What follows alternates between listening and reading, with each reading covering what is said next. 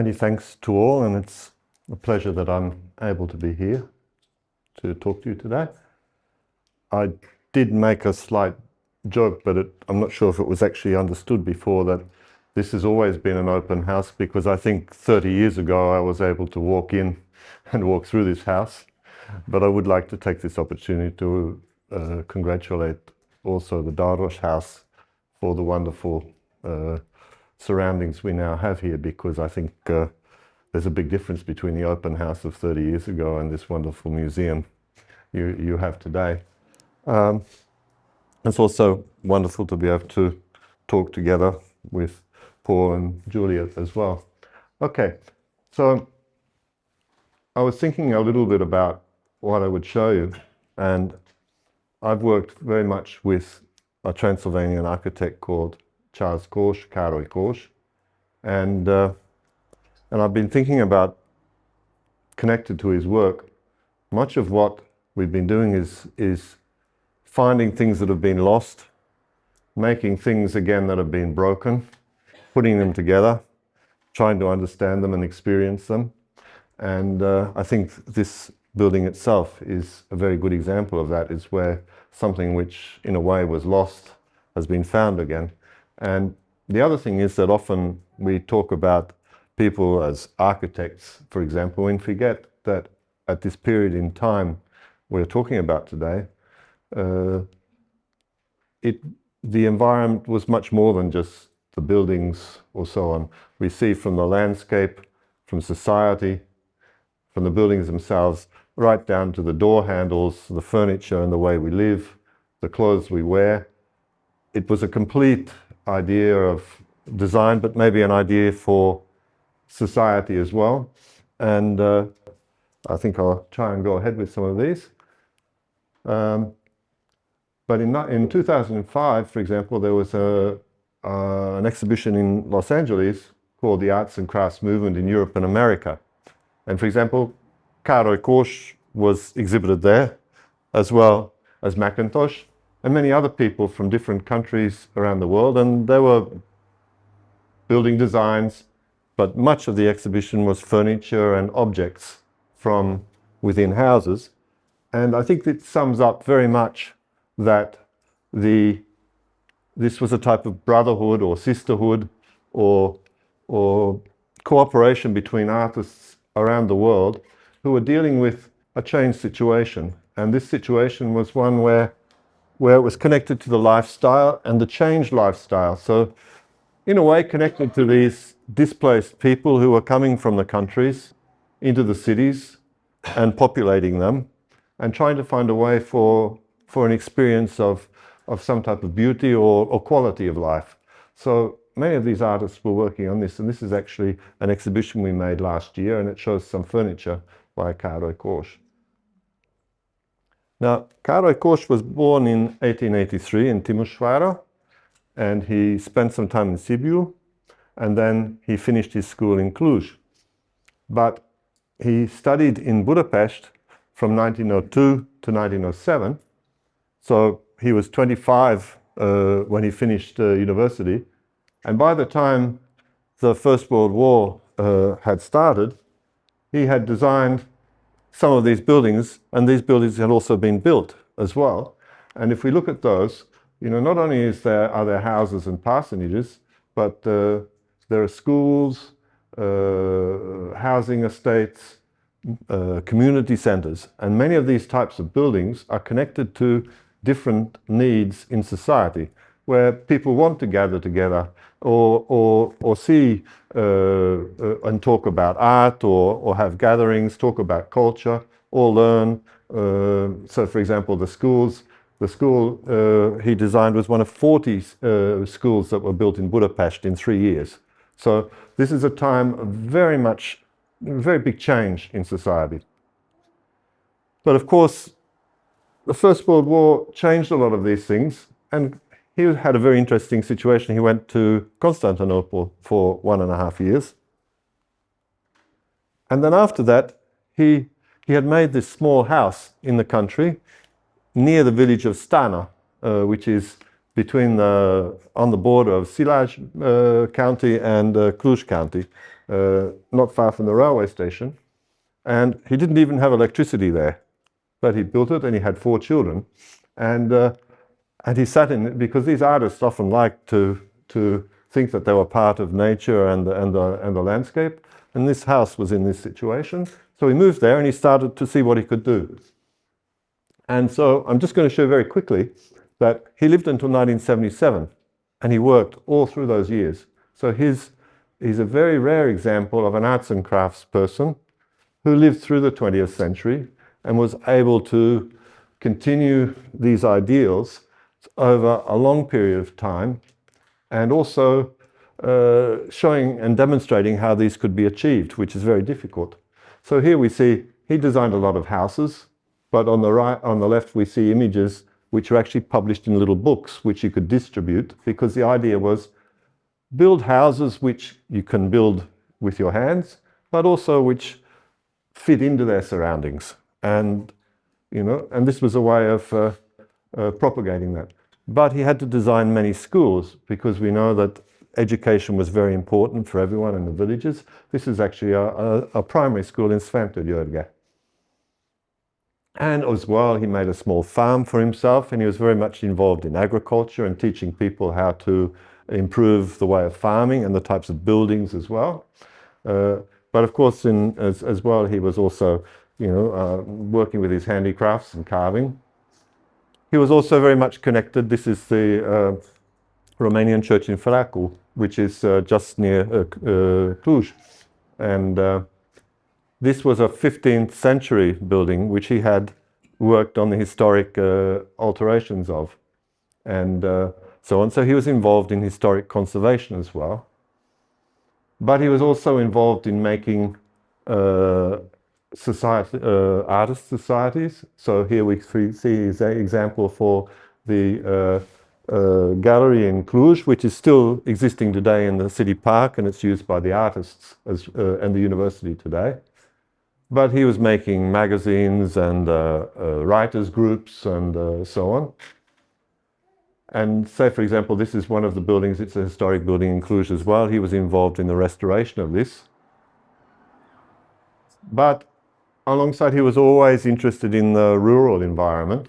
And so these are examples from the 1940s and the 1950s of how to make the new type of settlements in the country, which, whilst you could say that they are collective settlement, agricultural settlement, he was still calling it a village. And if you look on the right-hand side, he was showing how the traditional houses could be turned into making designs which are similar but are actually quite contemporary. And of course, he continued to work with churches. This is actually a church which he restored and altered, but he designed all the interior for, and this is from the 1940s in the village of Paris. And even though he died in 1977, this church you can see there on the top of the hill, not the Belfry, was actually built between 1990 and 1994 by the villagers, because they hadn't been able to finish it in 1948 to 1950, because for many reasons you couldn't build churches. So when 1990 came, they took the design and they made it. So his influence continued for a very long time. So I just wanted you to understand that. So we're talking about someone who lived for a long time, but I'm actually going to deal with a very small part of his work.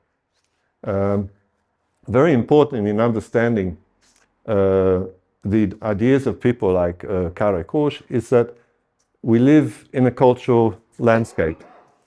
These landscapes have been made in a, I'm not sure if it's a harmony, but in some sort of interaction between our cultures and people and nature, and over time. And when we feel at home in those and our identity is connected to those, then it's very much what we call the cultural landscape. And Kós understood this very much. And this is a good picture. We've actually used some artificial means to actually improve the quality of it as well. But this is when he was a student in Budapest, and it says to me the message of architecture for them. On the barrel this is actually in their studios, on the barrel it says 2 by 2 is 5. Now that's the equation of architecture. We always have to make more out of what we get. And I think that's something that's very, very important. So there were these, you can imagine these people, I think everyone knows about Oradea as well. You know, there was a very wonderful atmosphere here in that period. So in Budapest as well, there was a very big atmosphere. They were having a good time. He was the only person from Transylvania. There was very few people from the country. Many of these people were from Budapest. And this is, for example, the cover of their student journal. So already they're into publishing and drawing, and these drawings were made by Kós himself.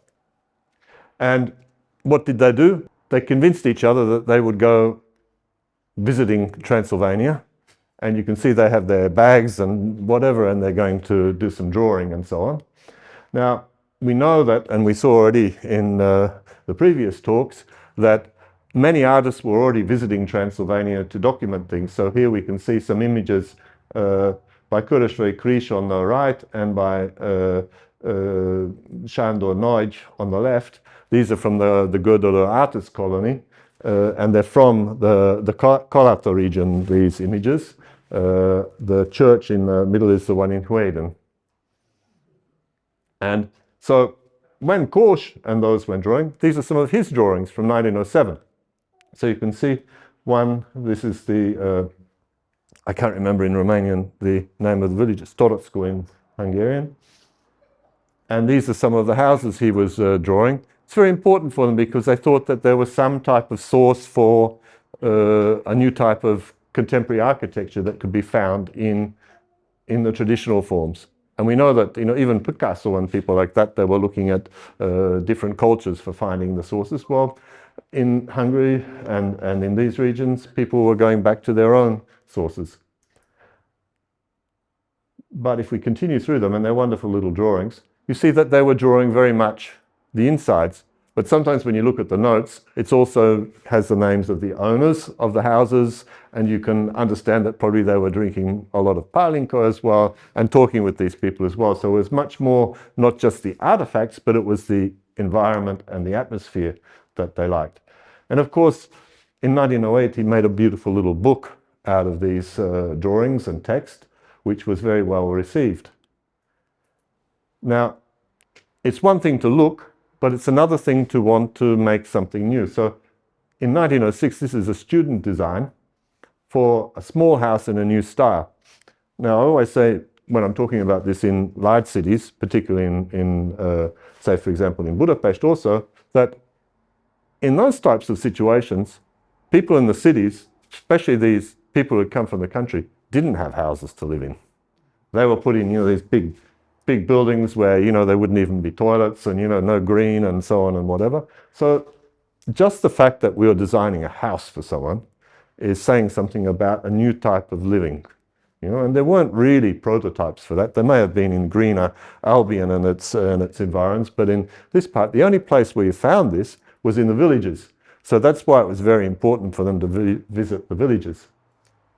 And if you look at these, just with the pen and the watercolor, you can see that they're very expressive and they contain many details. And already, so in 1906, so he is 23 years old, you can see that the interior of the house, you know, it's about books, it's got fireplaces, it's got furniture, it's got carpets, it's a complete environment. And this is the type of thinking that leads to houses like this one. But you can see already, and of course, you know, the historical figures and all the artifacts as well. And this is another design while he was still a student, which shows that already they were thinking about stained glass, and the objects or the theme already was this landscape around us. And the landscape in this case is the landscape of Transylvania, and particularly this idealized Kalata region. Now, when Kós finished, he first started working with two other architects. This is one called Pogány Móricz. He is working in Budapest at the time, but they made a design for a manor, so for a big country house. It was a competition which they won, but already you can see the types of details and drawings of the inside. You can see on stained glass windows. Again, you can see these mythological and landscape elements and all this wonderful decoration. And you see much of this in Oradea as well, in the buildings around town. And you can see again this wonderful, rich decoration and so on. So this was in the general atmosphere, I think, at the time they were working in. And another one is Géza Maróti, who was a sculptor, and he was the designer of the Hungarian pavilion in Venice, which was built at that time. And Kós, after he worked with Pogány Móricz for a few months, he went to work with Maróti and probably did some designs, worked on the design of this building as well. And on the back of that building, it's only one because you can't see it anymore. It's not a good photo, but you can just make out these images of these sorts of kings and mythological figures and so on, which we think may have actually been partly designed by Kós. So the other thing is that when Maróti Géza spent some months in Finland, and Finland was amongst this big brotherhood and sisterhood of artists and so on, Finland was a very special friend for the Hungarians. And this Géza Maróti had spent some time there, and he would have told Kós about this set of buildings in Finland, which is the studio home of Saarinen, Gersalikas and Lindgren, three architects who worked together for a short time in 1903, 4, 5 or so. And if you see these buildings, I think you'll see the connections, but particularly if we see the insides, yeah? So Maróti would have been bringing photographs and drawings and telling his friend, his student Kós about these ones.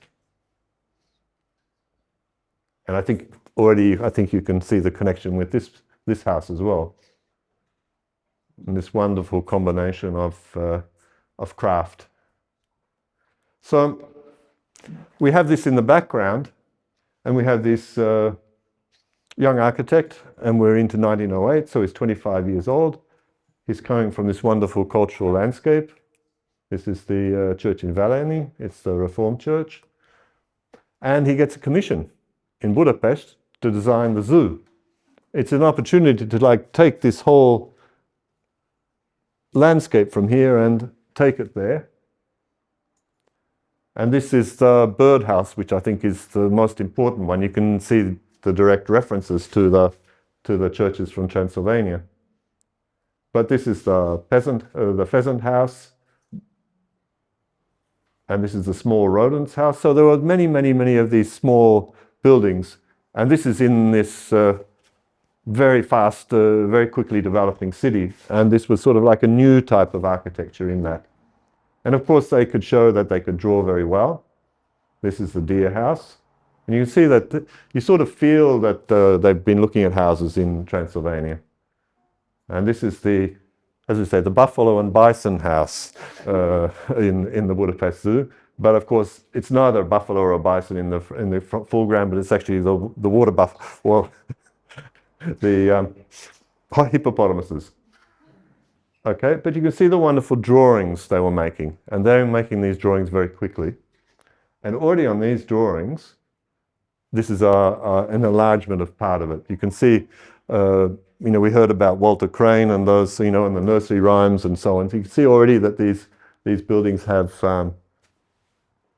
and this is another part, an enlargement on that same drawing, that they were incorporating these into the buildings as well.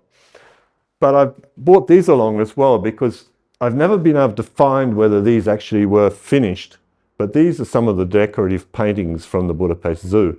So now, whether it's a buffalo or a bison, I think this is a bison about to be killed by the Hungarian version of Buffalo Bill. But you can see this whole atmosphere of the secession, the Art Nouveau, and this whole design aesthetic appearing and connecting with the folk cultural aspects of the figures. But I think the bird designs are wonderful. And this, for example, was their cinema. So in 1910, they were building cinemas. So, you know, cinemas were already very, very, very early. But the stenciling and the decorative painting, I think you can see that in a lot of the buildings around town here. Now, the fact that we know that in some cases these were actually created is that this is the drawing for the dome of the Elephant House. And we were lucky in the late 90s to actually be able to do some research there. And we found that it actually had created, and we were actually able to recreate that one. So if you ever visit the Elephant House in the Budapest Zoo, you can actually see this one. And this is coming from the same publication where the other ones were. So I'm potentially, hopefully one day, we may find those as well. But in the birdhouse, this is Kós's drawing for the stained glass in the tower. And in the early 2000s, we were able to recreate those. We're not sure if they were ever created, because you never know, because this is right next door to the railway station. There was a lot of bombing and a lot of damage and so on. But we've never ever found photos that they were made. But this is the recreation of the stained glass window. And this is a very important structural form. If you can see the inside, that it's not just about the windows, it's also about the beams and the columns, and these are actually made in wood. And you see that it's not just artistic work, but there's a very much an engineering aspect. But these are the drawings made by the architects as well. And you can see that this type of decoration, this is down to some of the steel details in parts of the birdhouse. You can see even there, they're still bringing in the geometric aspects of the birds and the animals and so on. So this sort of want for decoration could never be taken away. Wherever they were working, they were always bringing this. So in parallel to this, so this 25-year-old person who, within 2 years, they designed it and the zoo was actually built. So in 1910, nearly all the buildings were finished. It wasn't open until 1912, but it was finished. So he was 27 and he built all of these ones. But in parallel, they had a commission, for example. This is a Catholic church on the Danube, north of Budapest. And you can see it didn't get finished in quite the same way. They changed it during the designs. But the interior was painted later by the Gödöllő artist colony in quite a decorative way. But as I found out, for about 5 years, it was only after 5 years that it was painted in that way. It was very Puritan, and this is actually how Kós and his compatriots finished the building. But there are 3 very lovely stained glass windows in that building. And I think you can already see that probably the designer of these is Kós. And in fact, quite recently, we've found his drawing, which is a sketch in a way, but you can see very much directly that it's very much suitable for then a stained glass craftsman to create the window from this one. You can see on the other side, though, at the same time, Kós was starting to write ballads and poems that he was illustrating. And on the right, you can see an illustration from this one. It's called The Song of Attila the King. And it's like an old folk ballad. It's about things that happened a long, long time ago. And he was drawing these. So you can see that there's a direct connection as well, that it's not just about today, the present, it's also about these things from a long time ago. He did another building at the same time again. This is a Calvinist parsonage in Budapest. And we actually found this photo recently, and he's on the right in this photo, because they've actually found a whole lot of historic monuments in the ground under the building, which is something architects never like to have happen to them when they're building a building, but it happens a lot in this part of the world.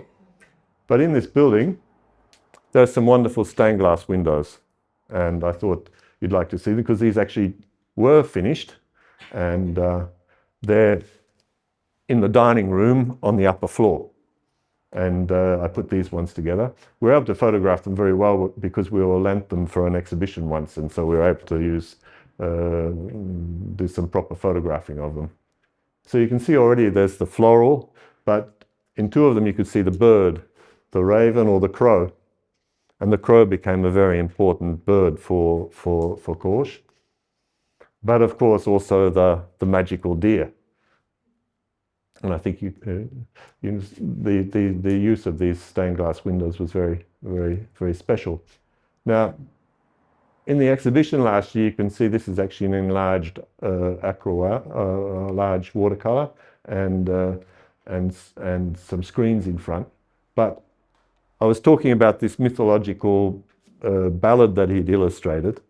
Now, in the Museum of Applied Arts, they have this, which is actually on both sides. It's 6 pages and illustrations from that book, which is made into a screen, which would have been belonging to someone in a house like this, most likely. We're not sure actually who owned it, but you can see it's a wonderful piece of furnishing from that period. And this is, for example, a summer house for the mayor of Cluj from 1910. So you can see that these are the types of furnishings and imaginary houses, because this one was never built, which people at that time imagined they could live in. You know, this is basically drawn much the same time as this building. And so from 1908 to 1910, Kós was starting to make designs. He was saying, house for an artist, but actually his mother said, well, it would be good for us. So in Cluj, just above the train station, this house was built. And you can see that they made wonderful drawings of it. This is how it looked when it was finished. I'll just wait for us to come back here. But these are the interiors. And already I showed you before a watercolor which showed the complete interior. But I think you can see, one, the furniture is very believable. I mean, you can probably almost work out what type of flowers are on the table or what types of textiles. And you could almost make the furniture out of this. And this drawing is this big, yeah? But I was able to enlarge this almost to a wall size in the exhibition. It was still perfectly understandable. You can see the fireplace and also this landscape with the ancestors, but also the future with its church and so on. So all of these things are mixed up in these insides. And there's a whole set of drawings about this house. And of course, these are some further ones, wherever possible. I actually asked the family about this and they said, yes, the painting on the wall did occur. He painted it himself, you know. So there's also this thing in Kós's life is that he never gave up. So if he couldn't do it this way, he did it that way. So he made it himself, you know. And so you can see this wonderful set of drawings for this building. And this is another one that he drew at the same time, which was never built. I'm just trying to show you that for these architects, the interior was very, very important. And then he started drawing a set of 5 little sketches, including all sorts of furniture. And this is when he was starting to think about, because he'd done all these things, and he had a little bit of money, and he'd bought some land in Stana, and he was thinking about building his house. And so he's starting to get closer here, because this is getting a lot more like how actually it was completed. And now we see this drawing. This is very, very close to what we call today the Crow Castle. So this is the house that was built in 1910 in Stana. You can see it there. And as I found out, there was only electricity in this house from 1916 to 1922. So his wife and his 4 children grew up in this house without electricity, which would have been probably common in the villages, but you think the successful artist living in his small villa, you know, they had to put the firewood in the oven every day, and someone had to go and get the water from the well, you know. So it's quite difficult. And then you imagine that this is where he lived between the 2 world wars. But even today, you can visit this building. Now, this is a picture of his wife, Ida Bolage, and it's from about 1912, and she's sitting in the bottom room of the tower of this one, of which there's a drawing here. This is still a bit more idealistic. And here he is at around the same time. This is him, this second from the left. His brother-in-law is holding the dog, and you can see his wife. And beside his wife is the architect, the first architect he worked with after finishing university, Moritz Pogány. We don't know who the next person is. But anyway, photographs are very interesting because sometimes we lose these things. In 1944, Krói Castle was ransacked. You know, it was close to the railway station, close to a tunnel, and many things disappeared and so on. But we found this photograph, and you can see that there were stained glass windows. You can see there was a chandelier and so on. And what I'm showing today, this is actually an image of the wall, the outside wall. It took 100 photographs to make this one. And the space we're talking about, this is the room. And it has some little it has 3 plus 2 windows. The 2 windows are behind his wife when she was sitting. The other 3 are actually in the room. And in the exhibition, we made this space. It's different scale, but we made the object. This is the outside of it. But we were able to find some drawings for the stained glass windows, which had survived. And the top ones are probably from his parents' house, and the bottom ones are the 3 windows from the Krói Castle. And so, using various techniques and so on, putting the old photographs, the drawings, and some of the others together, we were able to get the dimensions.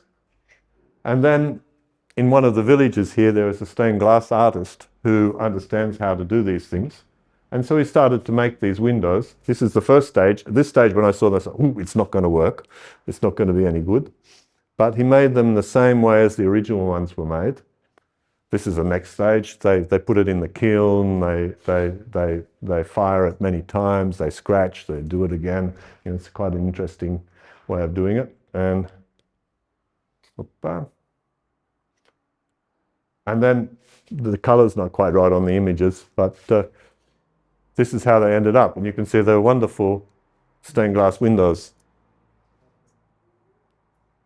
And the next question was, well, this is his drawing and this is the chandelier, or I'm not sure if it's really a chandelier. I think it's more like a helmet, you know, of some sort.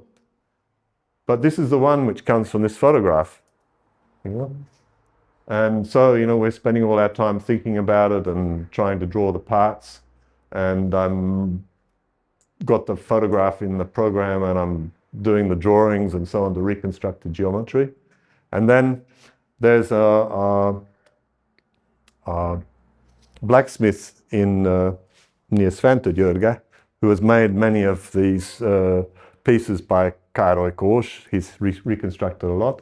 And together, he used his knowledge as well, because there's many things about how you make them that are very different to just the geometry. And so this is how this one was achieved off that original little photograph. So it's like reconstructing things that have disappeared through photographs. And this is how, in the exhibition, in the space, we remade it with the windows and the chandelier.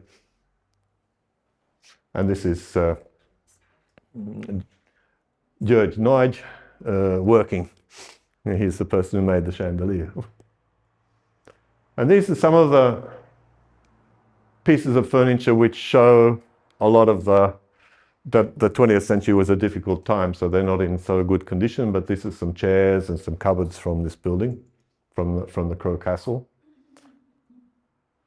And Krói Castle was also very interesting because we heard about books and publishing and so on. Now, Károly Kós made some books himself. Not only did he make a publishing house, but he made some books himself in Krói Castle, using with his family. I don't think his family was very happy about this, because when you make 200 books with many pages, that's a lot of work.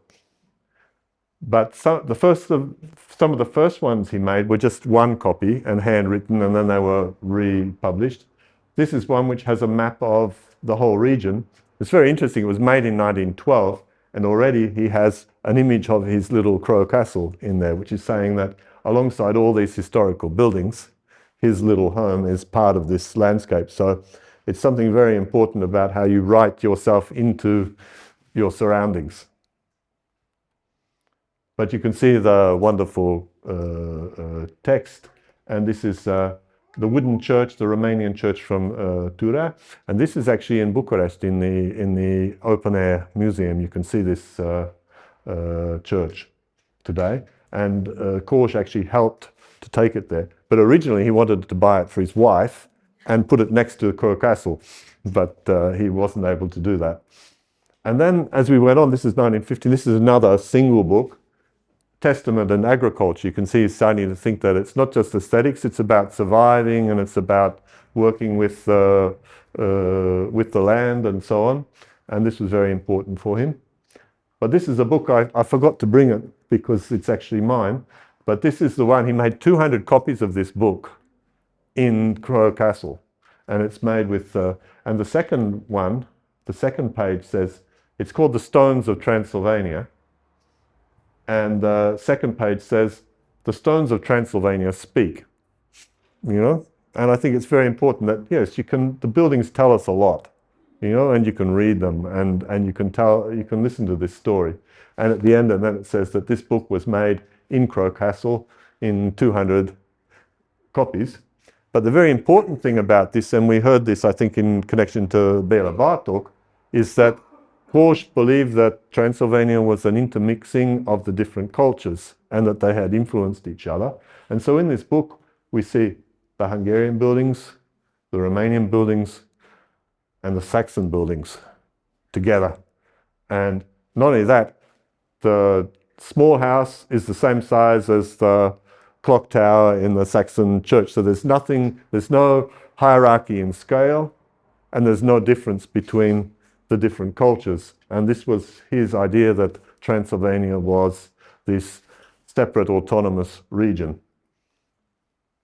And I think I'm on a finishing note because there's a lot of other buildings I could have talked to you about, but this is the door handle and the drawing for it of the museum in Sfântu Györgye. And you can see this is a wonderful door handle. But if you ever are visiting that, or probably some people have already visited it, but if you're intending to visit that, the exhibition of his work will be opening on the 15th of May. So very, very soon, and it will be visible until the 31st of August this year. So you can go and actually visit a lot of these in person. This is the one if you don't recognize it, okay? And these are just some images of the exhibition when it was in Budapest in the Kunsthal.